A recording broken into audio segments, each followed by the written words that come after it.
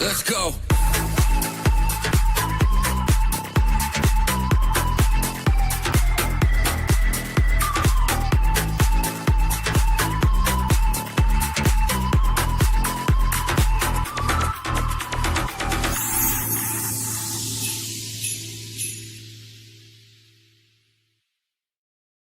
Rogers kicks it to the back post. Sancho heads it down. Oh, I can't score. Buendia still. Kamara. Bodies flying all over. Buendia. Yeah! Eddie Buendia wins it for Villa. Come on. The ball was bouncing all over in the box. Bodies were flying, but Buendia kept his head, clips it into the goal. 2-1 Villa, and he's won it for Villa, and Villa are challenging for this title. I am telling you, Martin, I'm telling you, come on! Hello and welcome to the Villa Park podcast. It's me, Rich, and I had to relive that moment again and let you guys relive that moment again because it was absolutely amazing.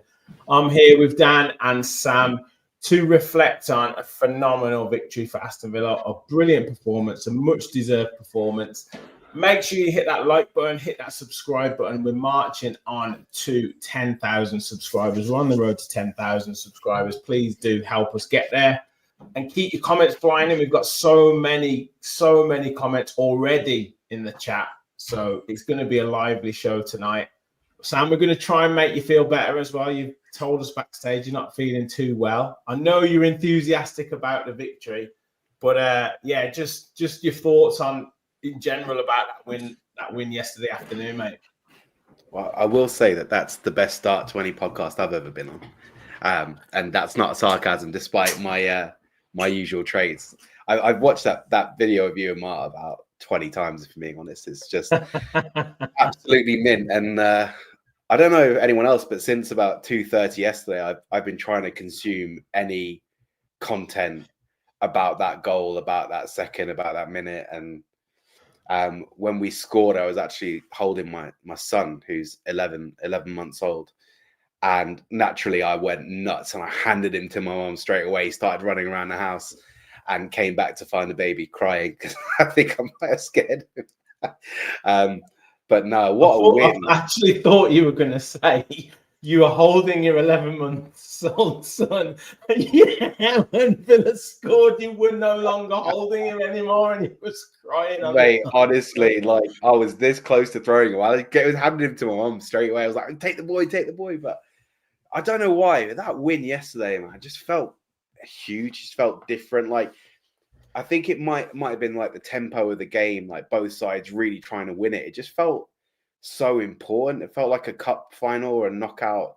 Do you know what I mean? It didn't feel like an ordinary Premier League win, and I never felt like it was going to end a draw. And and we'll get into it, but it just felt so deserved. And it was like the noise from Villa Park, the reaction from the players, Unai, everything. It's just, I don't know. I'm sure we'll get into it. It just feels like it means something different, that win. Incredible. Yeah, Dan, I'll bring you in, mate. I know there's a bit of background noise in the middle of moving, but for your perspective, being at the game, how crazy were those celebrations and just wild? Are you in the Holt End as well? Yeah, Holt End, yeah. It was, I think I said to you just before we came on, it was because some people tend to like try and beat the traffic or get the train, and it was sort of, even a couple of the people that are around me that get to about 88, 89 minutes and like, right, see in a couple of weeks, that they hadn't left, and it was still pretty full. But yeah, when that went in, it was probably like when Duran scored against Munich. It was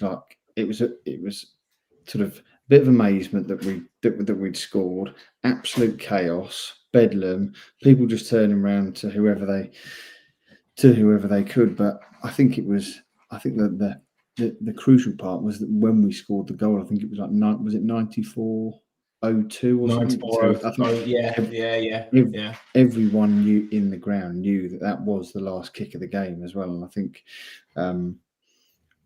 again, we may well get onto it, but there's so many times that's happened to Villa, where a team, whether it's like an Arsenal or a United over the years, or Makeda. I don't know, something where we've been on the back of a last minute winner, and it's absolute gut wrenching to lose a game like that. But I think then you go back into the it's games like those when you can pick up wins like that, which sort of really push you into those sort of top few places in the league. But yeah, Villa Park yesterday was bouncing during the game and after the game. It was walking through the Arsenal fans on the way out. It was interesting anyway. Yeah, man, it was just an unreal moment. But in general, from the game, I know you just touched on it, Sam, and we'll talk performances. We'll go through a couple of the big moments in the game as well. But just in general, Villa's performance, it was a high quality football match. First against third at the time. But Villa's performance was just so good in terms of the quality of the defending, the quality of our attacks, how we move the ball, how we organise ourselves, how we competed against Arsenal. Just such a good performance in general. Yeah, it felt like a heavyweight clash that actually delivered. Yes. When you see the Champions League and you see Real Madrid, PSG, and games like that, they're kind of always flattered to deceive, don't they? They don't really feel like two good teams playing at their best. But it really was, and credit where it's due. Arsenal, they're a really good side. They're a really good football team, which is what makes the occasion really. Like, no one's obviously any last minute win is going to be special, but beating Arsenal, who are top of the league and in unreal form in Europe, and just 18 games unbeaten they were when they came to Villa Park, and it really felt like two juggernauts, like two heavyweight boxers in a final round. Cards aren't decided, go for the knockout, don't leave it up to the judges type thing. And I just feel like we matched them, stride for stride, and it felt like a statement from Villa to say, like, you thought when we got into the Conference League it was a blip and a one-off, and then when we got to the quarterfinals of the Champions League you thought, well, this form's got to die down eventually. It felt like a we're here to stay type of performance. And it was, we went toe to toe with one of the best teams in Europe, so the world, and we came out on top. And despite what you'll hear or read in the media, despite I'd say a 15-minute period in the second half, I thought we were the better team, and I thought we fully deserved it as well.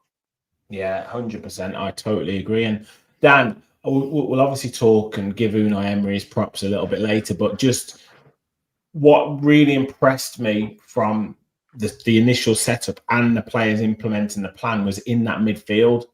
We tweaked it a little bit and kept it quite compact, but Kamara, Onana, Tielemans, even and McGinn certainly as well, they mixed it with Arsenal, and Arsenal didn't like it. There were some big challenges going in. There was some real combative nature in our midfield, and they were kind of looking at the referees to say, that should be a free kick. What are you doing? We're Arsenal sort of thing.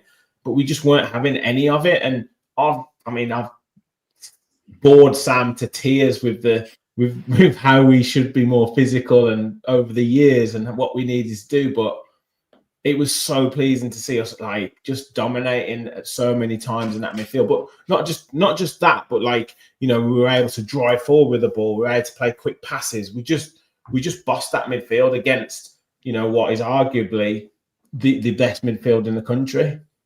Yeah, I think there were times yesterday that you have to sort of give some respect to the Arsenal team, because they have got quality all over the field, and they showed it at times. I mean, any midfield that's got sort of a middle two of Odegaard and Rice, you sort of you got to, and Buendia as well. Yeah, you've got to acknowledge the talent that's in there. And there were times where we did give them some respect, not so much in terms of we let them play around us, but we let them have the ball, because actually the Odegaard floating around the sort of halfway line wasn't necessarily causing us any danger. But I think that's where you get the bite of the sort of Kamara McGinn running around like a headless chicken, but still with some intent. But that they don't like it when it's stuck on them.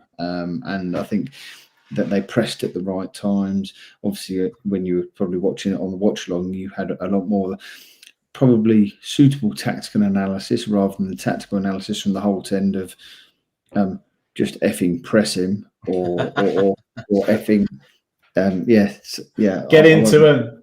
Yeah, something along those lines. But yeah, and I think they pressed when they needed to, and we sort of certainly kept the ball when we needed to. There were the odd sloppy pass, but actually when we needed to break through the lines, you had the passes from Tielemans, you had Kamara mopping up slot. So yeah, I think across the midfield, it was really promising to see. But as I say, if you can come out equal or just on top of that midfield of Zubimendi, Rice, and Odegaard, you're probably going to be on the right side of the scoreline. So I don't think anyone dropped to sort of a sub 8.5 out of 10. Everyone was pretty much on their game as they needed to be, even those that came off the bench. So a really good battle to win. Yeah, don't forget Odegaard did win man of the match. So I was going to bring that up later, but Tombo's talked about it a couple of times, and it's hilarious. It's hilarious. Let's get into the game, and then let's talk the big moments. And then we'll probably cover some of the other moments with performances. But Sam, Matthew Cash, yet again. I called it, didn't I? This guy he's doing everything at the moment in this right back position. He's getting forward, he's scoring goals, he's defending well, he's matching wingers for pace, he's matching their feet movement, he's stopping them from beating him, he's getting blocks in. He's just been absolutely fantastic. And what a strike, the technique to kind of control that is not easy. And great finish, and fully deserved goal. Yeah, I mean, it's a weird one because I'm not. I don't think I deserve a smug "I told you so" moment about Matty Cash, because I've I've been a critic of him over the years, and I always said that his his proclivity towards an error or just a silly mistake is one of his big downsides, and I've always thought he's better going forward than he is defending, but.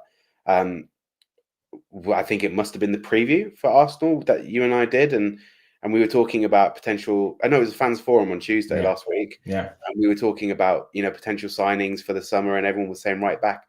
And I did say, I'm pretty happy with Matty Cash at the moment. I can't lie. He just I don't know. He just you're absolutely right. He's doing everything that you could hope that he does. He's like very. I like some of the things he does defensively. Like, he always puts his arms behind his back and he doesn't rush in, but he's never too far away from the ball.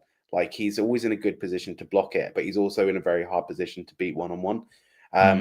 Defensively, he stays in line now, which is a massive thing that he couldn't do before. Villa Villa thrive off an offside trap. Like, if you watch Villa week in, week out, you'll see the amount of offsides that are given against the opposing teams really high. And, he was always kind of like a step behind, but he seems to be in line now. And going forward, he's just, I said this on the fans forum, and I'll say it again, the man cannot cross the ball for love nor money. I don't know why he's on corners. Every single one was a stinker, but I think it's just the tenacity. And Matty Cash, he likes to have a pop. And he had a couple in that game before he scored, actually. There was he did. It was well blocked by Declan Rice. And then obviously the one that he scored. And it just shows that he's getting up there. He feels like a right back and a right winger, and that's he's embodying the right wing back, I guess, right? That's what he's doing. He's just in the right place. He catches as a doesn't know where he is. He switches off, and Matty Cash is there to pounce. And like you say, a really difficult finish from such a tight angle through Raya's legs, like eye of a needle style. I don't know how intentional that was, but what did he do? He hit it hard, he hit it low, and he got it on target. Exactly. With a ball that was headed on, by the way. So it's not a straight flight. The flight's been changed. And he has 1 second to read it, 1 second to readjust, and just absolutely dispatches it and puts Villa on the front foot. And for me, changes kind of atmosphere around the ground, because I think although Villa were on top in that period, you know, the longer you go without a goal, the more we think, oh, yeah. Capitalizing on what's going well here, and then you maybe start to get in your own head. So I just think what he did was, you know, his whole performance was unreal, but that goal just put us in such a good frame of mind for the rest of the game. And you know, I think scoring first made a big difference. It made us feel like they were there to be had. They were missing a couple of defenders, and Matty Cash just did exactly what he should have done. And fair play to him, man. So far, he's got to be up there for player of the season. 100%. Rich said apparently the 2 right backs with the best goal intervention in the last few years are. Yeah, I know he means Trent Alexander-Arnold, but he's put Terence Trent D'Arby and Matty Cash.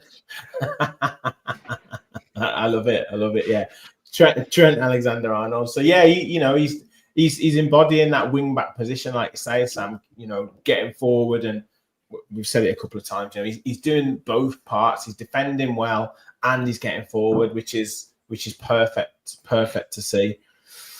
Dan, next key moment. I know, like, again, we'll talk some of the performances. There's other big moments in the game, but obviously the equaliser for Arsenal in that second half. And when I was doing the watch along, it was obvious that Mikel Arteta would make changes at half time, because Eze had been totally overshadowed by Cash. You know, he'd made that mistake, but he had been anonymous really in the game. I know he put the ball in the net for their disallowed goal. Marino wasn't getting in the game at all. So it was obvious they were going to bring a focal point up front and then, you know, make the change out wide with Trossard. And it did have that desired effect. And people on the watch along in the comments were saying, Villa need to stop sitting back. But it didn't really seem like Villa were intentionally sitting back. No. It was just Arsenal came out and they just like, for that 10, 15 minutes, they did dominate us territory and just stepped up and went, right, we're here. And they did that. And it was funny because at that, we just weathered that sort of first 5, 6, 7 minutes. And unfortunately, Onana loses out to Declan Rice, and then they just pounce, and obviously it goes to Trossard and he puts it in. I think that's just a foul, by the way. Yeah, maybe. Can't elaborate on that, but I thought it was a foul. Maybe. But yeah, your reflections on it, Dan, and just what you were feeling at that moment when they did score that goal. Yeah, I think that they may have said it at half time on TNT that Arsenal are going to change it, but I said to the guys around me, I said, Arsenal will fly at us for 15, 20 minutes because they've got nothing to lose. And you look at their bench, they had quality on the bench to bring on.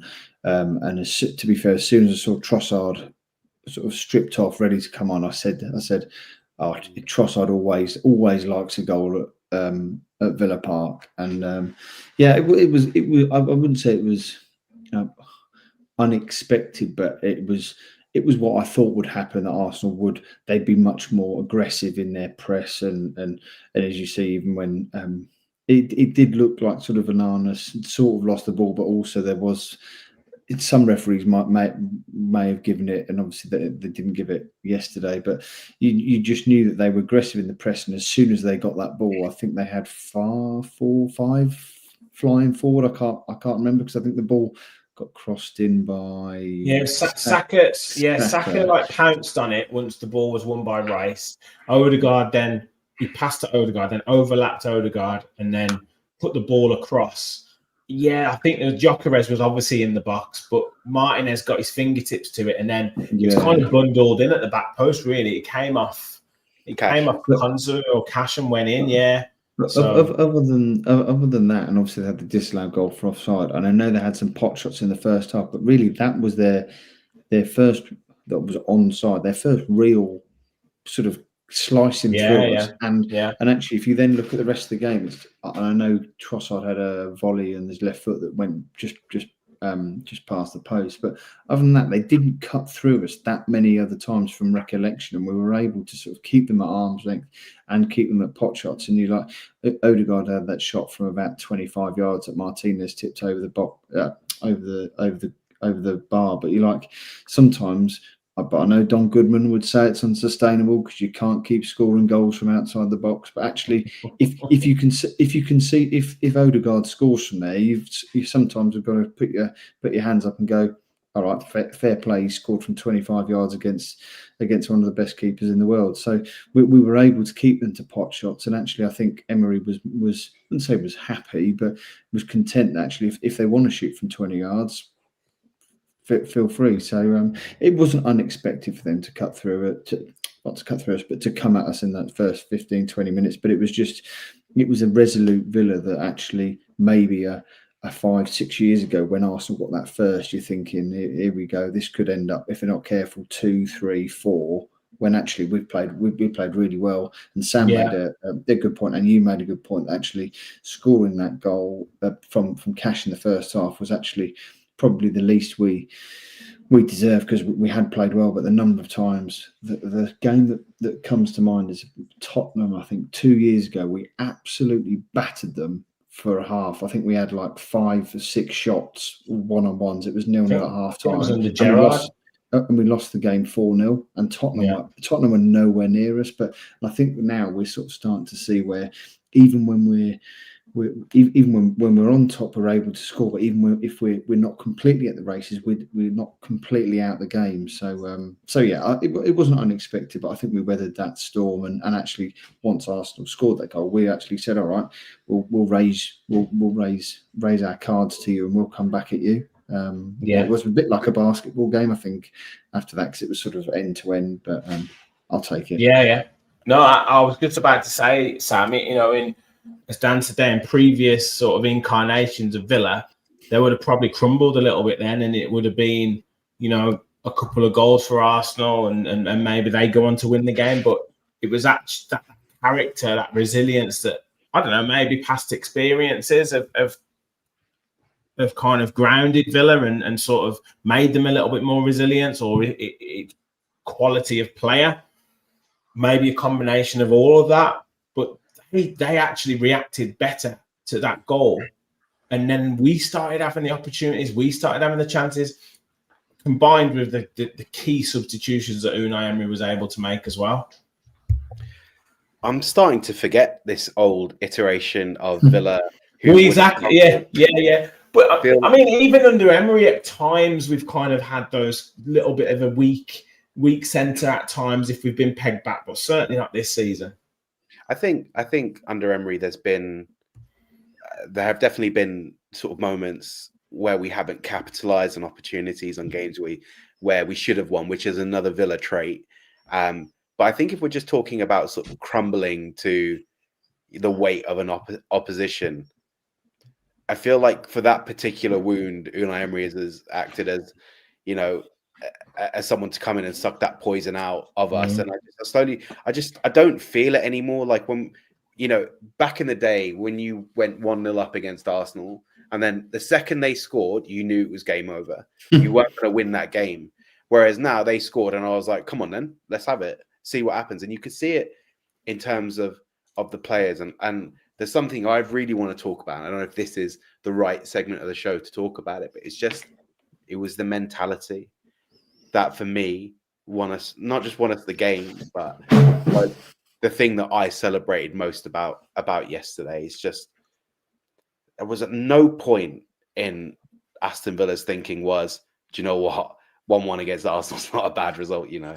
We could take that and we could build on that. That's not they're flying high, top of the league, really good side.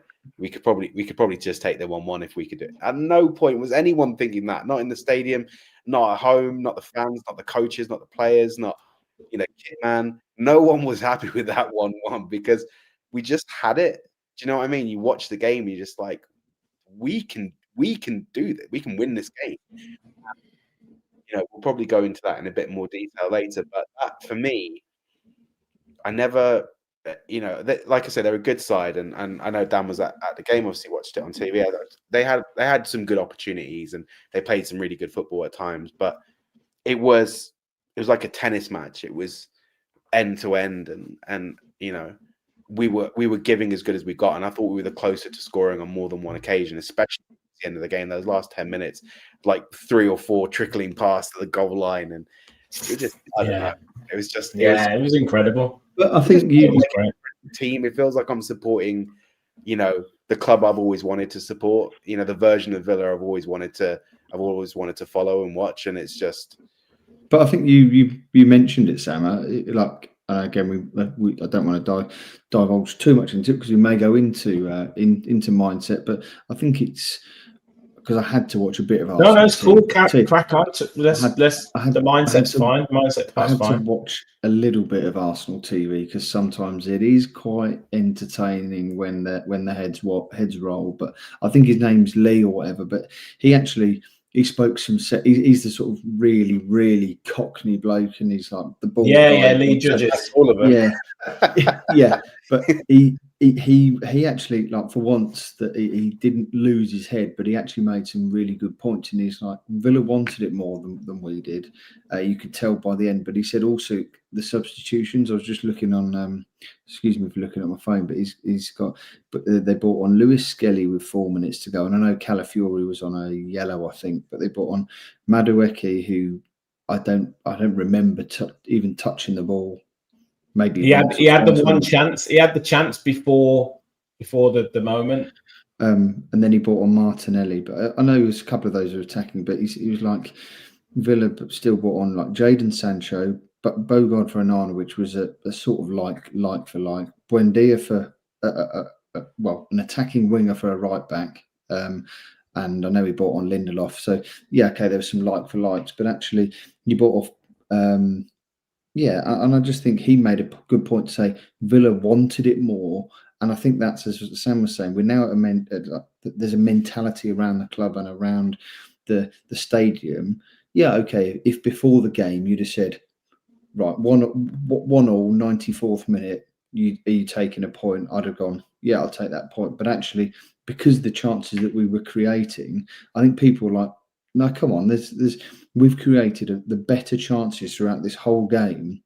Something might fall to us. It might happen to be in between 12 bodies, between 12 yards from the goal line or not. But actually, we were creating those chances. And I think there's that belief that actually there was, there might be some absentees for the Arsenal team, but you can only play against the team that's put in front of you. That's not Villa's fault that they've had Gabriel and Mosquera and I can't remember who some of their other absentees. But you're like that. You just got to play who's in front of you, and that probably did give Villa a lift. But actually, I think over the 90 minutes, the mentality was like, no, we're here to continue this unbeaten run, to continue this impressive winning run. Just because you're Arsenal doesn't mean we're going to roll over and accept a point. So really good mentality. Yeah, absolutely. And we've teased it for too long.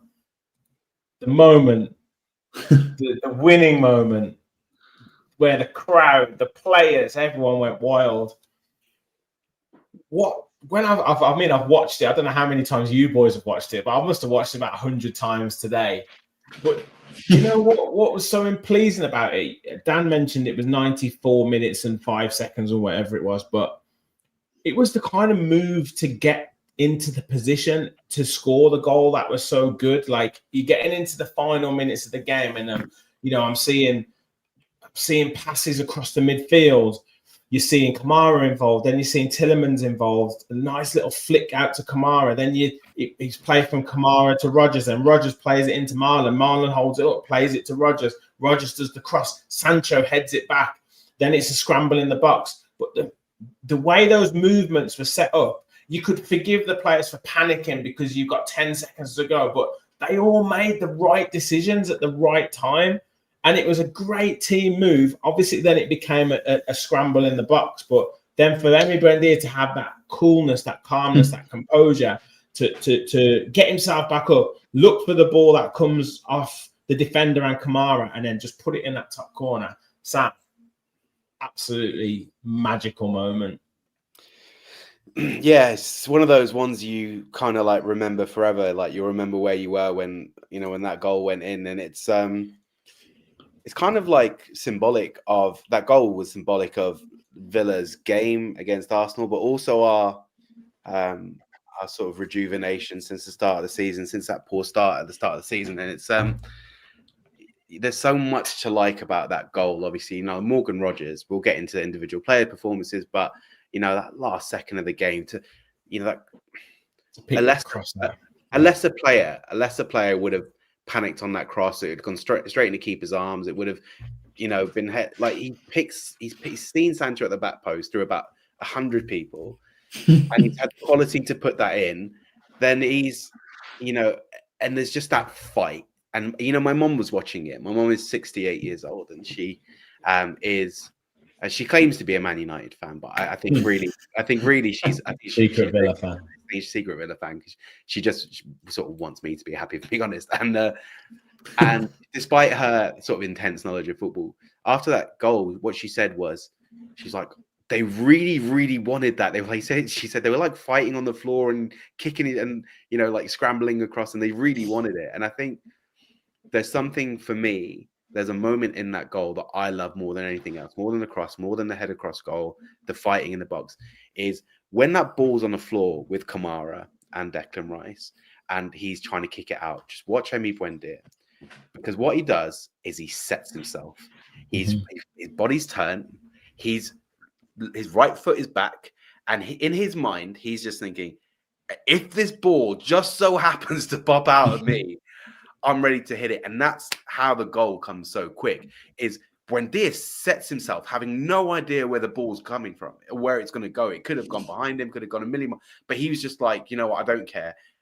On the off chance it's falling to me, I'm burying this, and I'm going to be ready to hit it at a moment's notice. And as soon as the ball comes out, it's how the goal happens, because he doesn't give Zubimendi time to close him down. Zubimendi was like a deer in headlights, by the way. Welcome to the Premier League. And he was just waiting. He didn't know where the ball was going. He didn't know whether to stay on the line. He didn't know whether to come towards Buendia and Kamara. He had no idea. And how quickly Buendia reacted was because of the way he set himself, and he didn't anticipate the ball, but he was ready in case it came. And it was a brilliant finish. Raya is, I was really impressed with him, actually. I was really, really, really good keeper. But he's not saving that. No one's saving that. And it's just the jubilation, and it's like Dan said earlier, it's kind of symptomatic of Villa that finally it feels like when we work hard now, it's paying off, and it's not, wasted energy. And I think we deserved it. Buendia deserves it. We've been talking about him all season. I think we can wrap up Martin's dark horse call of the season before he talks about it again. Let's just give it to him. I mean, I know I made the same call, but just give it to Martin. So give it to Martin. Yeah. But the impact that Buendia makes every single time he comes onto the pitch, and for me, even when he starts, like a couple of things that he did. There was a ball that dropped about 100 feet. Oh, that was amazing. He just dropped it down, calms it. His back's to goal. I swear he's only got size 6 feet or something as well. Someone behind me was like, he's trapped that like a bag of wet cement, and I was like, because that ball, like it literally just stuck to his foot. Yeah. Honestly, he's got some great touches. He has, and he was only on for 10 minutes, but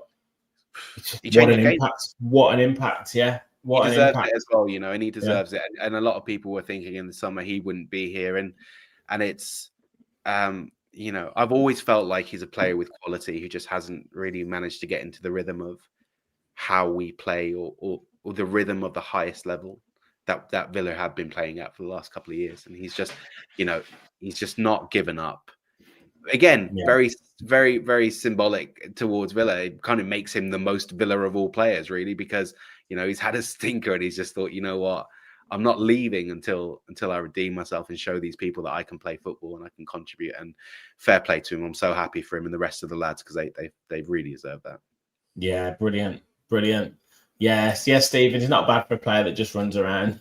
I didn't say it. I didn't say it. I was gonna say, like, do you know what? On a serious note, I know that you've taken a lot of heat for your Buendia views, but is he's obviously better at football than you first thought. But is he even surprising you now that you've kind of gotten used to the level that he was playing, that he keeps making such an impact? Because even me, like I've always rated Buendia, but I couldn't have predicted this kind of impact. I'm not going to say what I loved about him was that, and the sort of the point about Buendia was that Leon Bailey had amazing skills, and people would have a go at Leon Bailey and say that he doesn't run, he doesn't do this.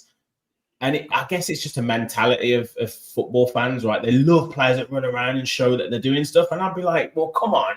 Leon Bailey, he might not do all the running, but he'll beat 3 men and put the ball in.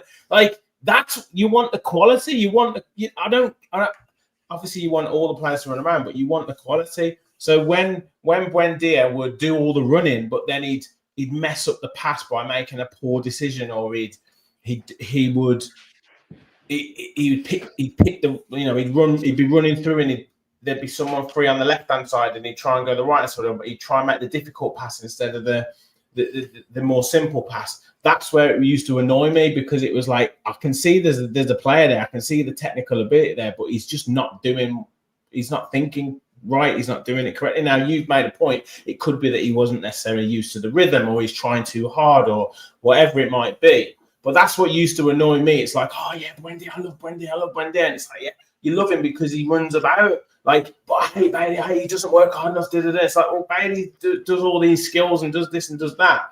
So that's what used to annoy me a little bit. But it doesn't really surprise me, because you can see how much technical ability he's got. I just really love and I appreciate the fact that now it's starting to pay off for him. Like, he is. There was a couple of times in the game the other night, the Wolves game, where he did make a couple of poor decisions, but you have to give him the credit for trying these things. And no one's going to have a 10 out of 10 every game. Like, exactly.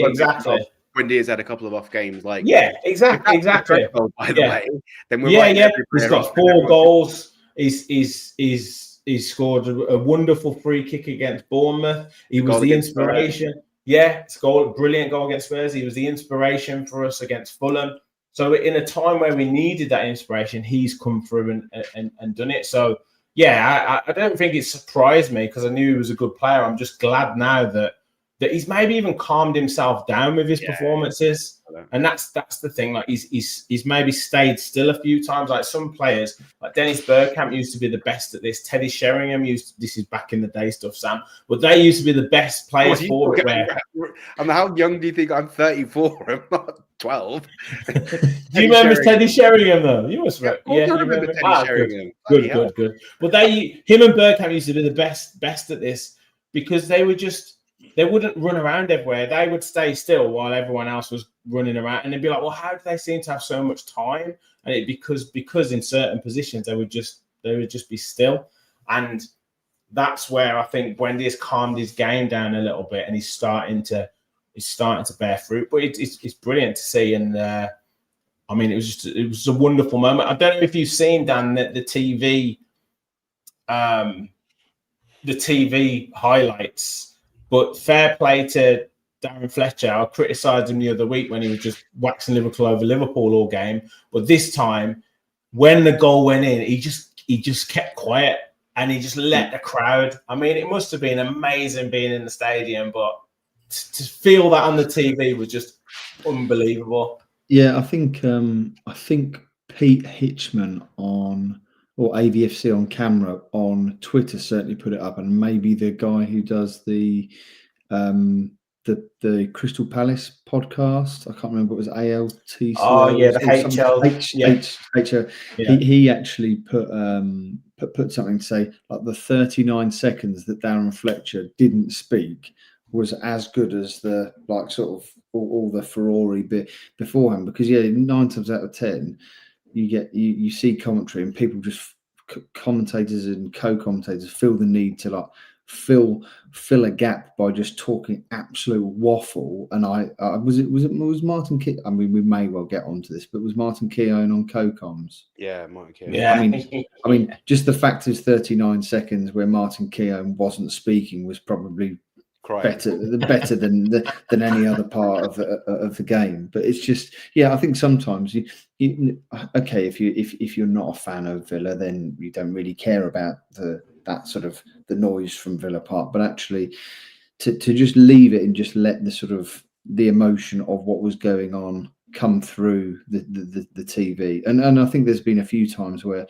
I think we've had other games in that's the HLTCO Gaz Oaks just come up with. But yeah, I think we've had previous moments whether it was like in the championship or other actually he might have been on the on the co-coms and comms when we played Bayern Munich, and I'm pretty sure we did a similar thing there where he just sort of left it for sort of 30 odd seconds just for the moment. But yeah, it was incredible. I think Paul from We Are Villains is watching. I've seen a few of the vlogs, and like I've just seen various videos of just people in the Holt End just lying on the floor. Crazy, yeah. Not because the Holt End is a comfortable place to sleep. I've never done the big sleep out, but just because people were just like, I think there's a bit on Paul's video. I don't know if you've seen it, but there's like he comes out. Some people have got like their shins are like bleeding from their shins. One bloke's got a tissue stuck on the top of his head. Looks like he's been in a war with Terry Butcher, and you're just like.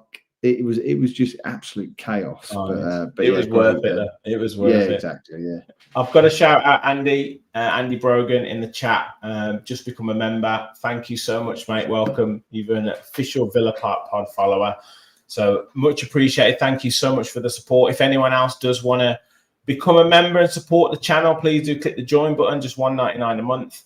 And if you want to donate in any super chats or anything like that, it's always appreciated. And Rich please need a new boiler for Christmas, guys. Yes. I've got a little portable heater here, and it's keeping me just about warm. No. Support is always appreciated, guys. And do hit that like button, hit the subscribe button. Nearly 250 of you in the chat watching on X and on YouTube. So please do continue to support us on the road to 10,000 subscribers. Let's get into some of the performances then, Sam, because you've teased us a little bit. I think we've discussed Cash, but who do you want to start with? Who do you want to start with in giving a shout out to their performance yesterday against Arsenal? Morgan Rogers. I think it's the only place to start, really. That boy in full flow, Jesus Christ, man. He's something else. He's something to watch. Just making these top players look like kids. I don't know if you've ever seen those videos where, like they'll have like two pros versus like 20 or 30 kids or something like that. And they'll just dance around them and just start lobbing the ball across the pitch to each other. That's what it felt like with Morgan Rogers when he's on the pitch. It's just everything he did was special. And he had such a tough start to the season, and I've always been Rodgers' biggest advocate, man. Even at the back end of last season when his form had kind of fell off a cliff after Asensio come in and Rashford, and he was playing out on the right, and he didn't really like it. And I said at the start of the season he'd been overplayed, and he didn't get enough. He didn't have enough rest, too many minutes. And just now he's back in full flow. Obviously, I think he started to the season as well, horrible. And then now he's just in full flow. And I think he's the best that we have ever seen in Morgan Rogers at the moment. That game against Arsenal was the best I've seen him. And he just makes us tick, and he terrifies the opposition. It doesn't matter if you put 2 or 3 or 4 around him.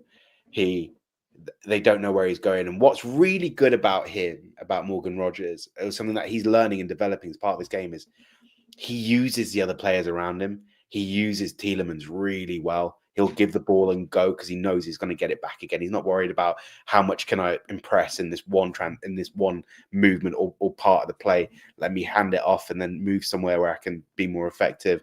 I think Gaz just said it. The whole team played was absolutely superb, and we could do a shout out one player for player. But Onana, Kamara, Tielemans, the way that they were linking up with Rodgers, I honestly don't feel that there's a better midfield in the Premier League.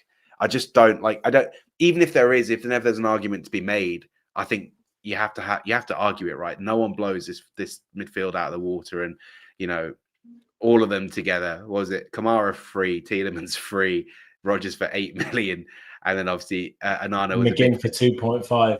McGinn for 2.5. Onana was a big 50. But then even at the same time, Onana, considering the modern day pricing and stuff like that, Onana doesn't seem that expensive anymore. That £50 million price tag, and people calling him a £50 million cheerleader. not anymore. But Rodgers is just kind of the focal point for me, and he's the engine. Go on. Sorry, man. No, I was just going to say he's the engine that sort of makes the team tick and transition going forward. And even yesterday, the thing that really impressed me was he, whenever Maatsen was pressing high, which he's really good at, by the way, and there was that little gap left behind him, Rodgers would fill in there as well. He just feels committed and feels so invested in the project and really wanted that win yesterday. So for me, sorry, Martin Keown, I know that Odegaard had a shot that was saved by Emi Martinez, but apart from that, Morgan Rodgers for me, him or Tielemans were clear for me. Yeah, I'm going to come on to Tielemans in a bit, but just a little bit on Rodgers, Dan. There was a bit right at the end of the first half where I know Sam just used that analogy where it was like the big kid, the year 11 playing football with like the year 7s where they're all following them around. It was like that. He had it on the left-hand side and he took it round Timber. He took it around Ben White. I think he beat Ben White twice. Then he took it around someone else. He went round to beat him again. And then he flicked it to Tielemans, who just couldn't quite get his foot on it properly. But if that had gone in or somehow gone in, that would have been like one of the goals of the decade, because just the skill that he used to just take it around these players, and he was just so relaxed. It was like almost like the ball was like. He was like a Brazilian player, like back in the 1970 World Cup. I was just about to say that reminded me of R9, what he did there. And I know that he's a bigger man in stature than R9. He's a few inches taller than him, but it was the same. Sorry, I'm jumping in. Dan, you carry on. But just when you said Brazilian, that was exactly what happened. It was R9. I was like, that's crazy. I mean, it's funny with Rodgers because I know that I think it was last season or maybe the season before. It must have been last season. He did something similar then, and Sky were raving. There was a bit. I don't know if you remember in the previous game. Oh yes, when he took it past Partey and he took it past Partey and Rice. And they were like, "This bloke with the ball is like on another level." But yeah, I know for the criticism that I know I sort of pointed in his direction. Amongst probably quite a few others at the start of the season, he's really now starting to get back to that form, because I know he's sort of had that sort of off. I wouldn't say off because he's still a young kid really, but he had that sort of the blip in form from I think it was like the January this year until about the September, where you're like he's sort of not fallen off, but before then you were like this bloke with the ball is on another level, and he's starting to get, as you say, that swagger where. He run through players. He's keeping hold of the ball. He's making the right passes. He's actually been. He's sort of being that player that can drive us forward 20, 30, 40 yards. And it's not like we're giving him the ball to do that, but when he gets the ball, he is doing that. But yeah, he's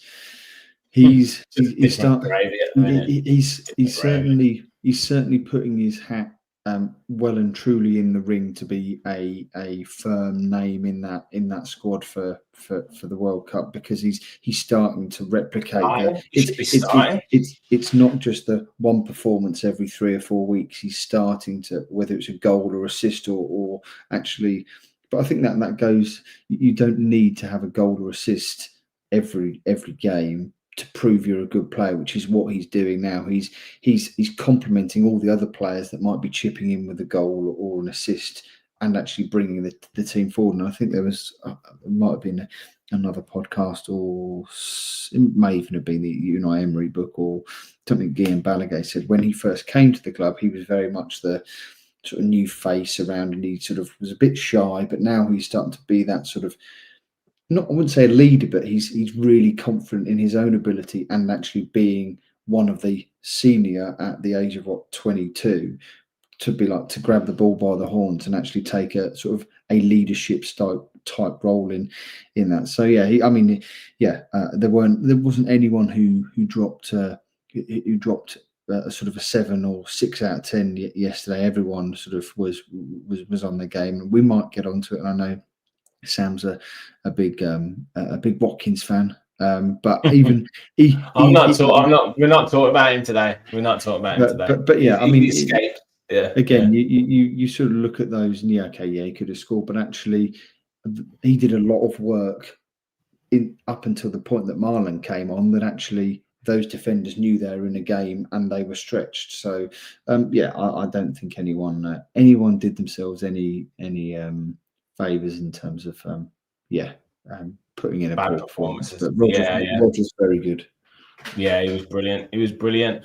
Engine number 9. Yes, good to have you in the chat. We have touched on Keown giving Odegaard man of the match because Sam, I think, believes that Rogers should have got it. For me, it had to be Yuri Tillemans. I thought he was just absolutely incredible in terms of everything about his game yesterday.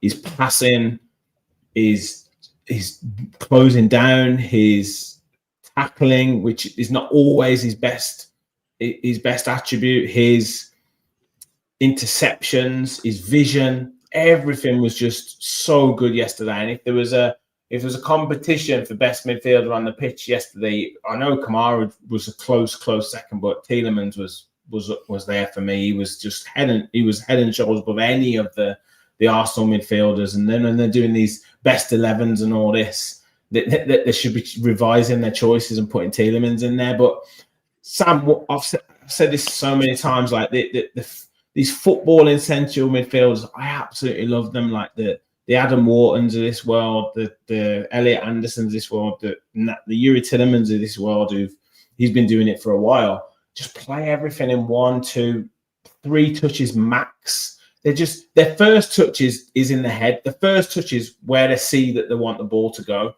So, most players, really good players, will take the touch and then play it. But Tielemans, he sees the pass that he wants to make before, and that's his first touch.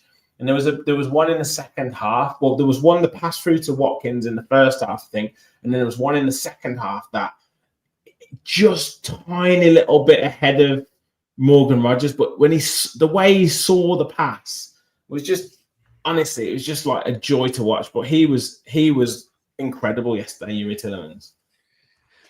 Sensational, and I've just loved him since the moment he stepped into the club. He's just he's the next level of quality, and I know you and I were kind of on the same page about this, but I remember when Douglas Luiz left and went to Juventus, and everyone was like, "Who's going to replace Luiz? Who's going to replace Luiz?" And I said, Tielemans is going to replace Luiz, and he's much better as well. And I got a lot of stick for that, saying that Tielemans was a better player than Douglas Luiz. I think he has a quality that that our midfield is just so desperate for. Like, you've got Kamara, who's the sweeping CDM, and Anana, who he brings a multitude of different things. He's got sort of heading abilities, that height, physicality. And then you've got the little number 6, although he's obviously a number 8. That's his shirt number, but the little number 6 in there who plays box to box and just connects everything together. And like I said, when I was giving Morgan Rogers his praise, the reason that he looks so good at the moment is because he's utilizing Yuri Tillemans, and obviously because he's doing incredible things. And more fair play to Morgan Rogers. I've already given him loads of props, but the way Yuri Tillemans connects that transition from defense to attack, it's just something else. He's a beautiful player to watch. He's one that I was watching the game with my boys, who are, as I said, one is 11 months old and the other one is 3 years old, just turned. And there was times when I was like, boys, watch what he's doing. Look what he's doing. Look at him. And I want them to learn from him. I was literally pointing at him. I was like, look at the way he plays that. Look at the way he scans before he receives the ball. And I think it's rubbing off on the rest of the team. And I don't know, it probably won't get spoken about too much, but did anyone notice that pass John McGinn made yesterday? Oh my God. Is this the one in the second half where he literally played from like the halfway line through to Rogers? To Morgan, and he just cuts out 20 men. I've never it's such a Tielemans pass or mindset, and I feel like the boys are learning off each other. They're all getting different attributes. You see the amount of Villa players now who try and use their body the same way that McGinn uses his body. You see people who try to find a pass the same way Tielemans finds a pass. And what I really like about these players is that they're learning and they're developing and they're changing. And Yeah, I think there was a couple of comments there. I'm not going to talk Watkins because even though he didn't score, I didn't think he had a terrible game. I just think he shoots with his head down too much. He needs to lift his head up and pick a corner. It seems like every shot that he had goes straight at the keeper, and I think it's a composure thing or whatever it was. But he actually, he sat down a few players himself yesterday. He used a bit of strength, and he didn't look half bad. But he did. Well, apparently, Jurrien Timber's the best defender in the world, according to the Arsenal fans. So, yeah, I think they generally mean it right back. But I know. I'm just playing. But yeah, no, I think Tielemans he's just a special player, and again, he's one that we got for free, and a lot of people when he first joined questioned his attitude and his fitness. Some people called him fat. Some people said he was a long shot merchant for his goals at Leicester, and he's everything you want in a player who plays in that position, and because of the players that he has around him, and this is the same for everyone, because the players around him are allowing him to do what he does best, the same way he's doing that for other players around him. That's why they look so good, because everyone is specialist in their thing, and they allow the players next to them to shine. And that's what I noticed about Villa's performance yesterday, is that everyone looked good because the players around them are doing their jobs. Yeah. Perfectly. Yeah, absolutely. Weston said Rodgers did a great pass in the first half too. He swiveled on it and dropped it over the Arsenal defender. Yeah, I remember that one. Invisible Man said the Lions gobbled up those Arsenal chickens and rice. Exactly.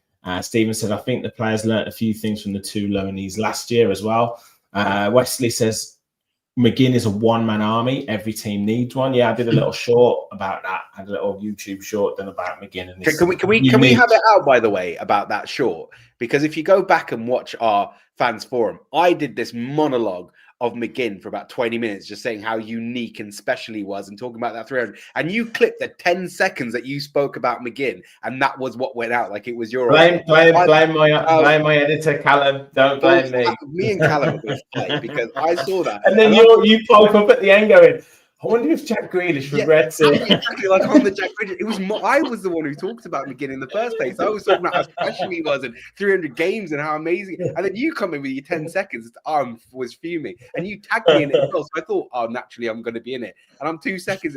Fuming, mate. Yeah, you rejected it at first. I should have kept it rejected. Yeah. I hadn't seen it when I rejected it. So I was just fuming. Yeah, class. But I think Dan's right. I think you've mentioned it as well, and loads of the comments have said we could mention every player because it was just such a good performance. I really hope that we continue that momentum. I hope we've talked about the mentality. I don't want that mentality to kind of ebb away in these big performances that we've had now, similar to a couple of years ago, where we need to step up that. We need to use that and harness that to keep going, which is really key. But just before we finish with one big question that I want to ask you both, mention on the manager, because I don't know who was on. Maybe it might be Brad. Might have been Brad. I can't remember when we talked about it. But in the game against Brighton, he was so animated on that sideline. He almost dragged Villa. The substitutes could see how he was on the sideline. He almost dragged that performance, that win, out for Villa. And similar, a bit more calm on Saturday, but he actually was more joyous. Like, I've not really seen him Emery for a long time be that kind of, I guess, happy and jubilant in the celebrations. Like, he was hugging the players, he was doing everything, and like it was just so good to see. But prior to that, the substitutions, the calmness, the tactical plan. I mean, it's just masterful at the moment what he's producing for Aston Villa. Yeah, I think you look at.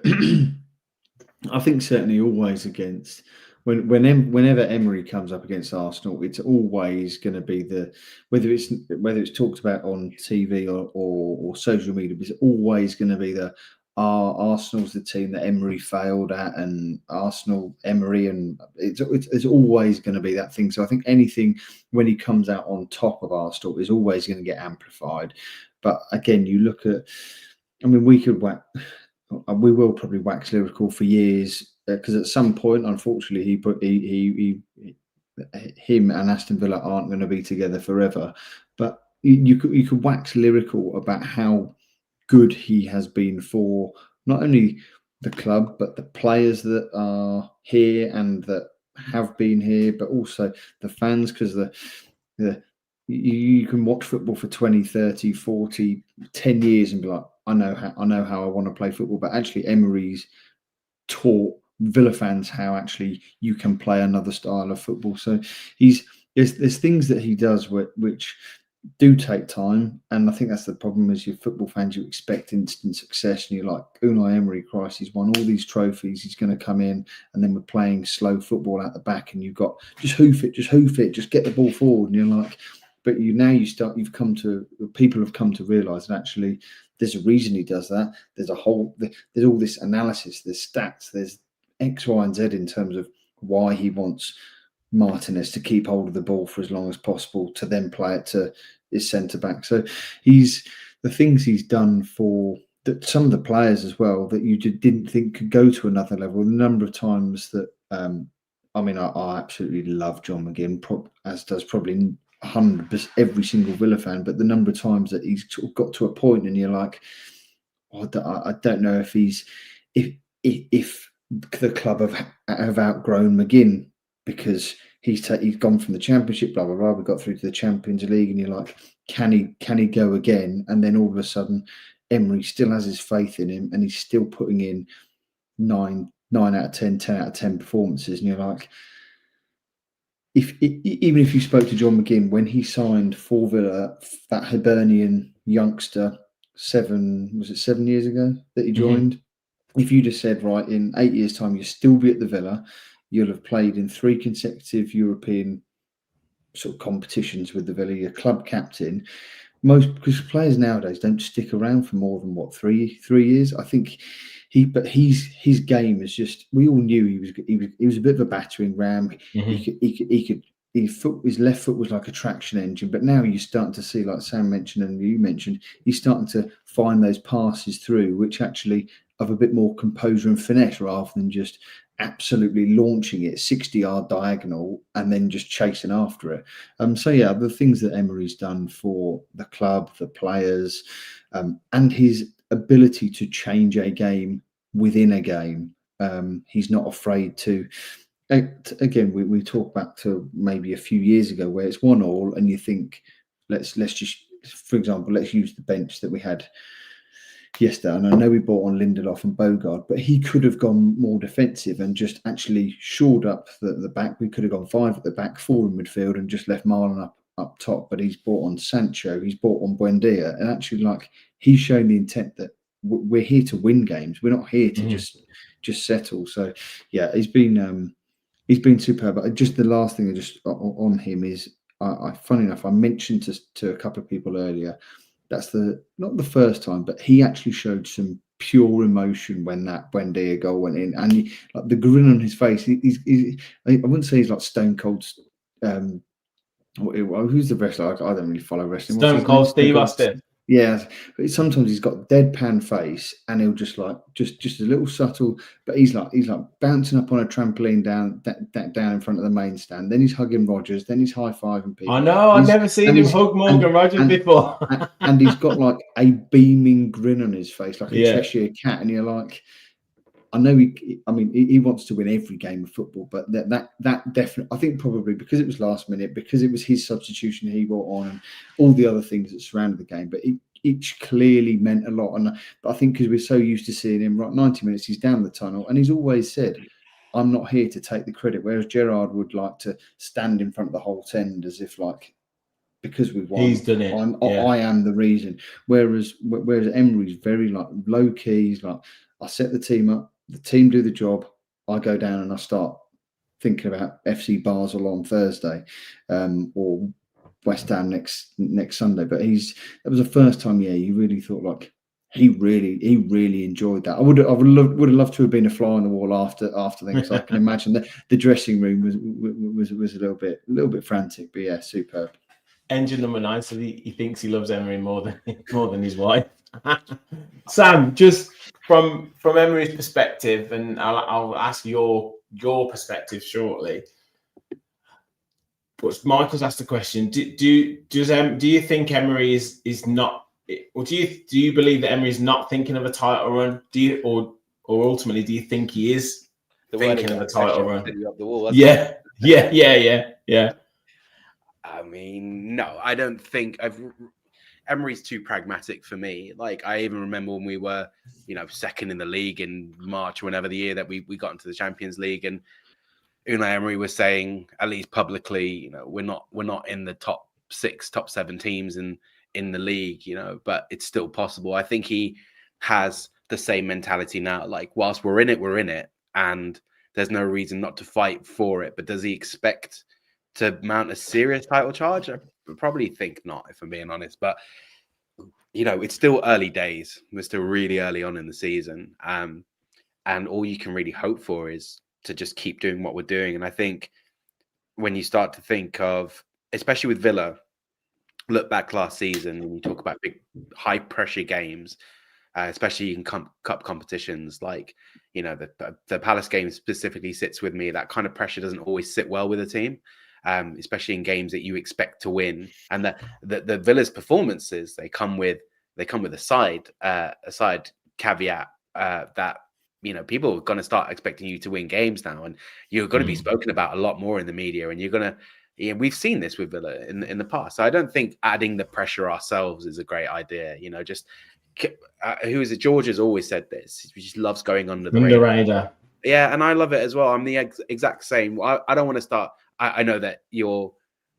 I'm telling you, we're in the title race. I'm telling you. I know it's a bit late in the day for the podcast to take a stance on it, but for me, I just think just keep going, just keep trying to do what you're doing. And for me, just on Unai Emery, I love him. I definitely love him more than Engine's wife. So does Gaz as well. That Gaz says the same thing. Oh yeah, but I didn't see that. I'm sorry, Gaz. That's a joke, but I honestly didn't see it. But I think I may love him more than my own wife as well. And if she's listening, I'm sorry. Do you know? There's something about him. I understand sort of where Dan's coming from. For me, Unai Emery's always been super overtly passionate for me when we in big moments, and like he threw his. I think it's more the joy. I think it's more the joy that he had a real like that was like. It was like he threw the coat down and then he's done those intense moments where he's like, But I've never considered him stoic. Do you know what I mean? He's always been very reactive and like he wears his heart on his sleeve. And I genuinely don't believe that he gives a shit that it's Arsenal. I don't think he cares that he was there once upon a time.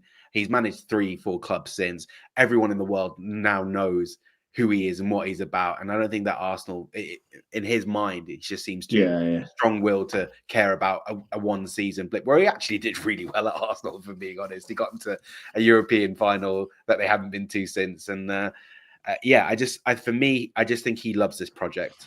And I was saying, it was after the Brighton game, I said that what I love about Unai Emery is that he kicks every ball. He goes into every challenge. He runs down the wing with the wingers. This is not when we're scoring goals. He was literally running side by side with Cassand against Brighton, and he's giving him instructions as he's running. And he just loves it. And I feel like he's so invested in this club. And maybe it's like when you play FIFA, right? If you do a career mode on FIFA and you pick, I don't know, Yeovil Town, you start in League 2, but you fall in love with the project, right? And I've gone from League 2 to the Champions League or whatever it is. And it may not even be the badge. It might not be anything specific about Villa, but this project, what he's built, what he's working on, I genuinely believe is something that he loves. And he's just the most important for us. And I hope this serves as a reminder to everyone for when, we had a bad start to the season and people were questioning his ability to adapt or, whether he could stay, whether he should stay. Just don't question him, man. He understands football on a different level to you and I. And this is the one thing I really learned since Unai Emery came in, is that there's just so much more about football that he knows that I have never even thought about. And it's just have faith in him. Have faith in this is why I don't get annoyed when he starts Watkins, when he plays Watkins, because even though my eyes are telling me a certain thing, I just trust him. And it's something that I've not had a lot as a Villa fan. So we've done just unreal things over the last 3-4 seasons, like accomplishments I never thought would be possible. Europe every year. Look at the teams that we've beaten this season. Beat City, which we do almost every season. Disrupt Arsenal's title challenge yet again. Beat Spurs. No one wants to come to Villa Park. We are a fortress. Our record at Villa Park over the last 18 months is nothing short of unreal. He's just made us turn us into a different beast. And we could talk about the players, and all of them were brilliant yesterday and bring something unique, and they're all fighting and dying together as a group, management, squad, staff. But just Unai Emery is just the head of it, right? And he's the guy who, if we are ever going to lift that silverware in my lifetime, if we're ever going to do the unthinkable, if we're ever going to sneak a Premier League, if we're ever going to do something ridiculous, there's no one I would want to be managing my football club more than Unai Emery, because he's the one who's going to make us do it. Well, this is the final question for the night. Which trophy is John McGinn going to be holding at the end of the season, Dan? So, because it comes before the end of the Premier League season, it will be the Europa League first. Okay. So I'm saying first because I think there might be more than one. No, I think after yesterday's performance, and I didn't need yesterday's performance and win to vindicate the fact that I think we might win something with Emery, but actually, we're mixing it continually now against the teams that all the other pundits are like, well, they're surely going to win the Premier League, and you're like, okay, well, we've beaten City at home, we've beaten Arsenal at home, and we didn't just beat them with a fluky last minute. We were actually mixing it with them, and probably could and should have scored 3 or 4 against them. So I think I don't want to be disappointed, but as a Villa fan, I'm used to being disappointed, but I wouldn't be surprised if this season is the season that some bit of silverware is lifted. And so Kevin wants to know. Kevin wants to know both Europa League and Dan. Are you going to say it? Or are you going to say the FA Cup? Because that ain't happening. No, because we'll right. Yeah, we'll have 2 attempts at Wembley, and we're not going to win twice at Wembley. So yeah, Premier League. Let's have it then. Yes, Dan, I like it. Sam, are Villa in a title race? I mean, right now, yes, we are. Will we be in a title race in April, I think, is your question, right? Are we in a title race now? Yes, we are in the top 3. We are 3 points away from Arsenal. We are 5 points clear of Palace in 4th, who, are terrifying to look back on because they seem to win every week. But yeah, right now we are in a title race. And the question is, where are we going to be in March? Where are we going to be in April?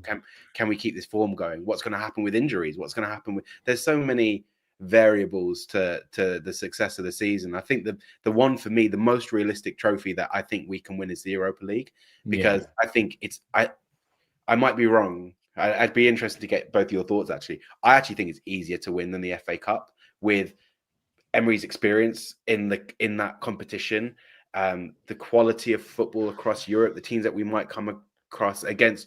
For example, the FA Cup, we could draw, we will, United in the 3rd round. Well, and it's one game, isn't it, the FA Cup, whereas if you get to knockouts, you've got 2 legs to navigate. Exactly. Yeah. So I think, for me, I think the Europa is the most realistic target, because I think we're one of the strongest teams in it, as opposed to the Premier League and the FA Cup, when you would argue traditionally we're not. But also I think the consequence of winning the Europa League is you get into the Champions League and you get a fat paycheck as well. So it's one of those where, I would take the Europa Cup, the Europa League, I would take the Premier League, and then the FA Cup. For me, I said on a couple of weeks ago, I'd be happy to drop out of it, if I'm being honest, because I just feel like if we focus on those 2 competitions, I think we could make Champions League both ways. I genuinely think we're on course for a top 4 finish. And I also think that we have a really good chance of winning the Europa League as well. So look, I'm a realist. I'm a pragmatist. I don't think... I think it's very unlikely that we can win the Premier League. That being said, every season for the last 10 years, well, actually, since Leicester won it, every year since Leicester won it, at the start of the season, I put a tenner on Villa winning the league. We used to get 500 to 1 odds like Leicester did. I think this year it's like 5 to 1. So I'm not making as much money back. But yeah, there's always a chance that we can win it. Like Kevin says, someone has to win at the end of the day. But that for me would be game over. We've completed it. I don't even know if I'd watch anymore. That would It'd be done. Yeah. Yes, but one thing for sure, we're going to enjoy the ride, and we've got a really good squad, and we've talked about the mentality. The mentality does at this present time seem different, whether it's due to those experiences, those disappointments, whether it's due to the trust in the players a little bit more and the improvement of the players. I think it's probably a combination of all those, and it's great to see at the minute, and we just want every game to keep rolling on and on and on, and it's just fantastic. And I am confident a trophy will be sitting in the trophy cabinet this season for Aston Villa. I am confident. And which one? You can get away with asking Dan and not as well.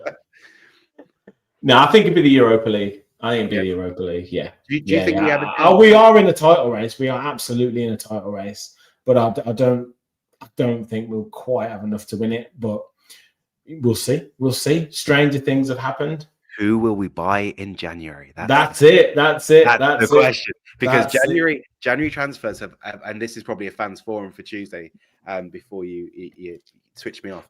But January's always been a pretty good month for Unai Emery in terms of bolstering the squad and bringing people in. And we generally, correct me if I'm wrong, better in the second half of the season. Yeah, and we've bettered the squad.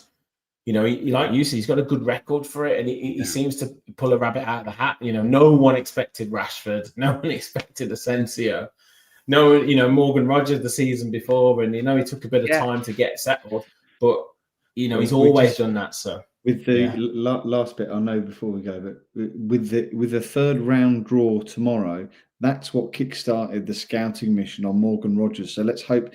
Let's hope we don't draw someone like Weston-super-Mare, because we won't be signing someone from Weston-super-Mare in the January transfer window that will be a gem. But who knows? Yeah, January's sometimes one of those ones where they've been looking at someone for a few months. You're like, who the hell is this kid? And then in about 3 months' time, you're like, knew he was going to be a gem. And he's winning the league for Villa. Third round. Yeah.